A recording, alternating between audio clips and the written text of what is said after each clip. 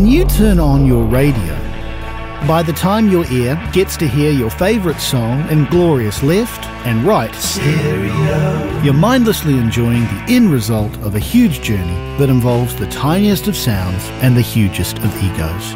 You see, musicians have to first work to capture these painstakingly honed individual sounds.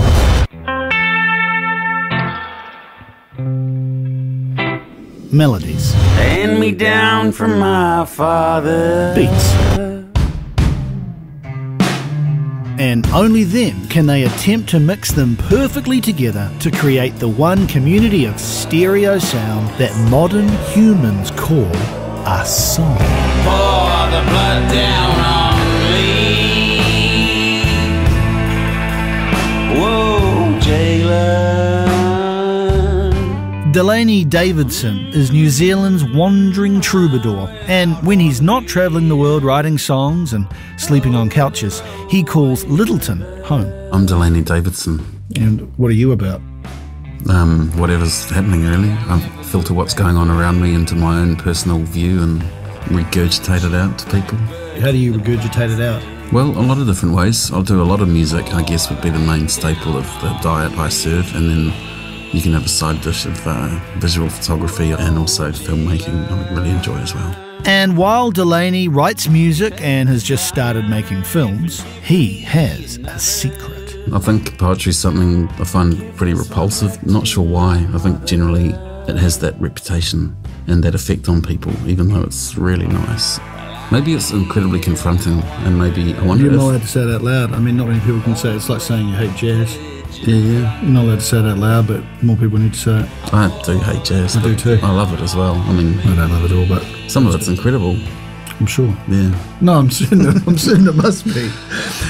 The little corduroy hats and stuff, it's hard sometimes to swallow. Yeah, I never tried swallowing a corduroy hat.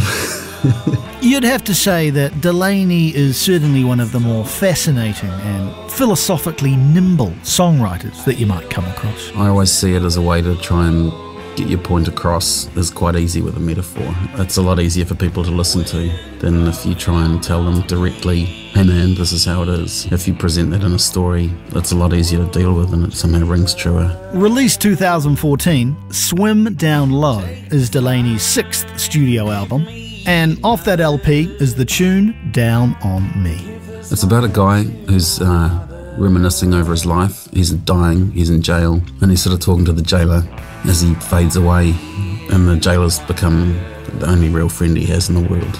So it's, on the surface, it's really depressing, but in a way it's a song about sort of transcendence. But what is it about Down on Me that makes it one of Delaney Davidson's favourite tracks? How did he make sounds like these?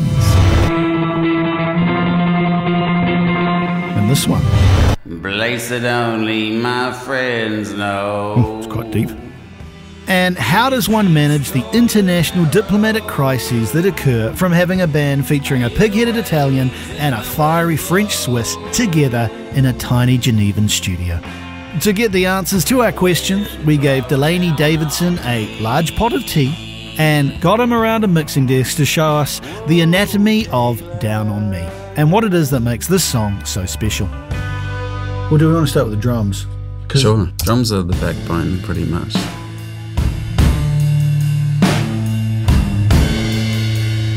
So there you can hear the spill of the other instruments, guitars mainly. So just to get the mental picture right. The drummer was in the kitchen and we were in another room based in two guitars. And we could see the drummer through some bizarre window thing, like sitting out over by the sink somewhere. Because it was in like a bomb shelter in Switzerland. So there's all these weird little corridors everywhere. And we couldn't see the engineer. We were in one room, which looked like a kitchen. And then you had to go through a massive foot-thick concrete door to a corridor. And then through another foot-thick concrete door to another tiny room. None of the rooms had windows. It's all, 3 or 4 stories underground in Geneva. So you turn around and do you say, hey, anyone know any studios in Geneva? Or are you like, oh, I know a guy with a studio in Geneva? Or we just had these days off and we thought, what are we going to do with these days off?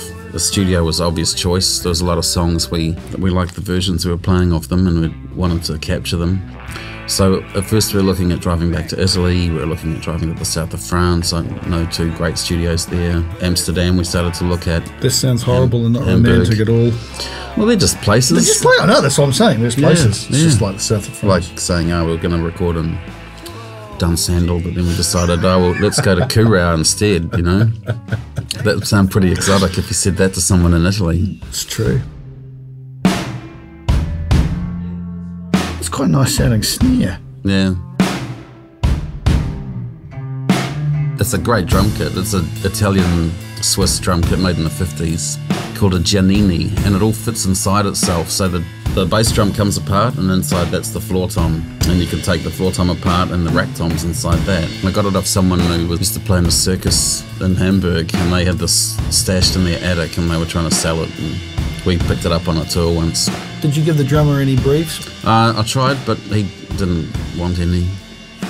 And then in the end, that's kind of what you do. You go, yeah, I'm a fool to even try, because I asked you to come and play for me, and that's what you're doing. So you can suggest things, but he'll probably do it his way anyway. Right. In the end. I mean, they're not complicated drums. No, he's a very straightforward, simple drummer, and that's part of his charm, I guess you could say. It was a headstrong band. I found it really tricky because everybody was so set in their musical parts, and also our musical relationships were already quite set. There was quite a lot of attempted wrangling on my part that just completely failed. Yeah, if you try to say, oh, look, I don't think that was the best version, someone will go, yes, it was. And you say, well, your drums weren't that great. Yes, they were. You're like, oh, it sounded quite slow to me. No, it wasn't slow. It sounded like it was actually slowing down to me. No, absolutely not. And you go and listen to it and you're like, yeah, come on, it's totally slowing down, but it's just your word against theirs in the end. Bass? Talk about the bass? Bass. Talk about the bass? So very clean.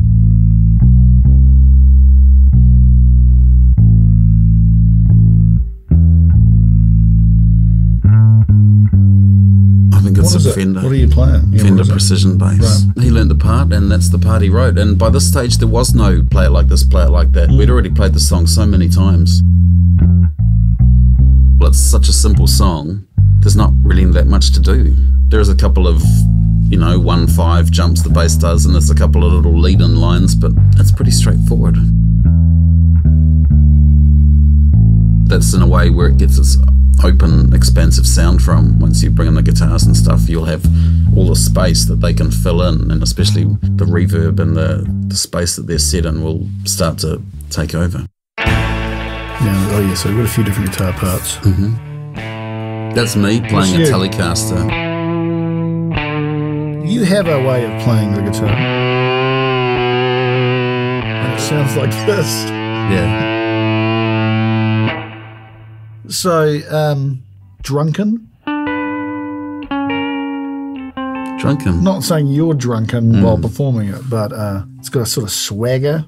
I mean, music's character to me. That you can't get away from that. I can't get away from that. I try, but for me it's about telling a story, and that's a story of characters.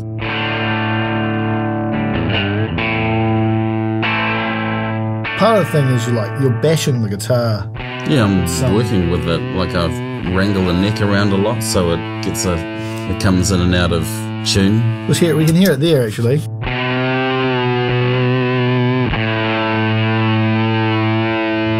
That whole, you're actually kind of bending the neck while you're playing. Yeah, I'll bend it a lot. I wouldn't call your guitar style precise. No. Or is it? I mean, I think you can learn things precisely and then you go to play them with feeling. The feeling will take over from the precision. I wouldn't call myself a precise guitar player either. That's not what I'm doing it for, really.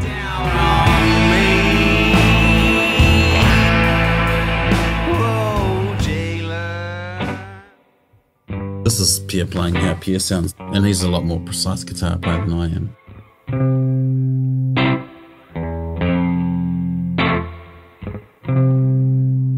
Pierre's playing a lot of, he's marking the posts, I would call that. Jank, doom, doom, jank.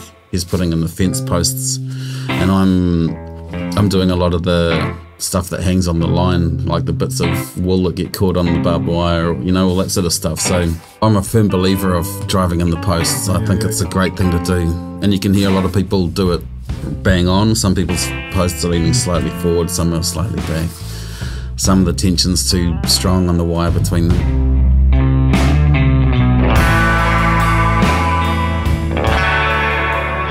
What's this thing?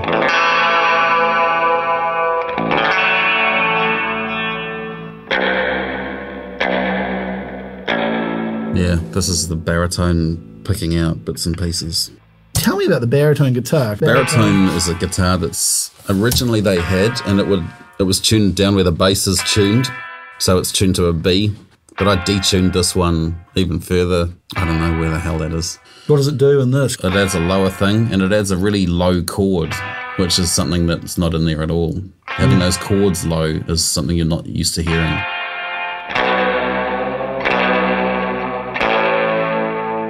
What's this thing?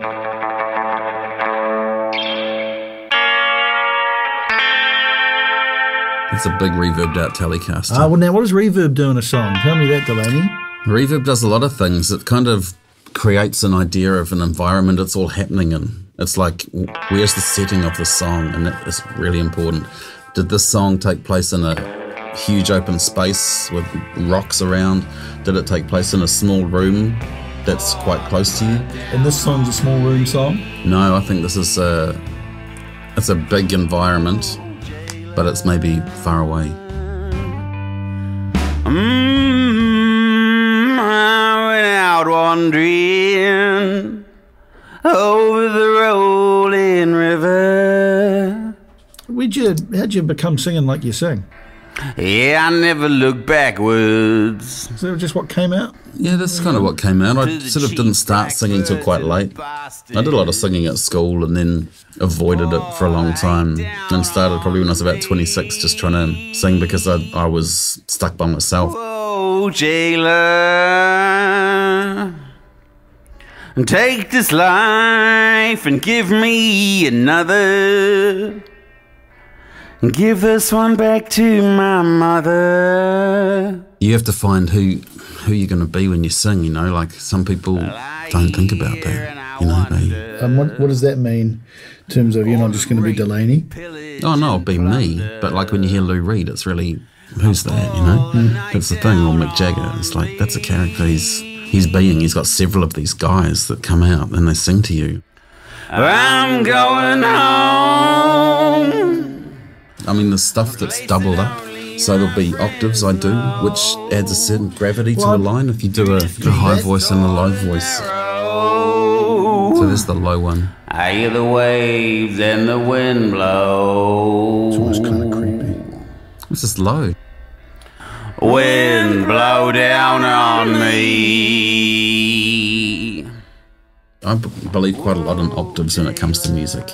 It's the same thing, but it's reinforced. So without it being a chord and giving it a certain flavour, it just gives it a real gravity feeling for me. Through the beckoning, pleading and calling. So, after spending all this time creating and capturing these individual bits, what does Delaney think he's achieved when all these parts work together? What do you hope people will feel when they hear this? Sometimes I ask myself about that. What do people think when they listen to music? And sometimes I just don't look at it that way, I guess. I guess the point of it, like I told you when I sat down to write it, it just sort of came out of somewhere, this melody. And these lines started coming about this small town, this jailer, this guy sort of going back over events. The idea that he's heading back home.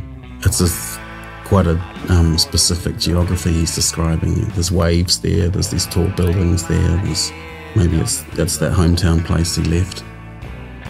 Yeah, I couldn't say what I wanted people to feel from listening to it. It didn't have an agenda in that way. And a big thanks to Delaney Davidson. Anatomy of a Song is a radio adventure crafted by RDU, funded by New Zealand On Air, and produced by Rachel Morton, Jonny Pipe, and me, Spanky Moore. Thank you for listening.